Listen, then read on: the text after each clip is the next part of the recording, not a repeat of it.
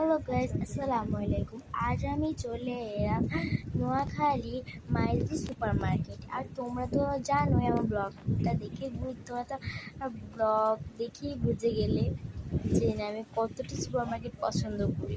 আমার অবস্থাটা দেখো, দেখছেন আমার অবস্থাটা?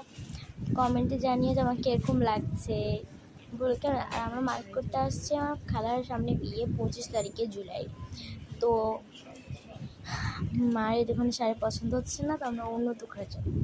ওরা আমাকে হাঁটাচ্ছে, তো আমি কি করবো, ওদের পিছিয়ে পিছিয়ে আমিও হাঁটছি। তো আমি মাকে বলি, মা আমি কতক্ষণ পরে তোমাদের হাঁটাবো। আমি বলবো তুমি আমাদের হাঁটা, এবার আমরা চলে যাবো। আমরা তুমি সবসময় এরকম করো, তুমি তো কিনে ফেলছো সব কিছু, তার জন্য আমার সাথে এরকম করতেছো।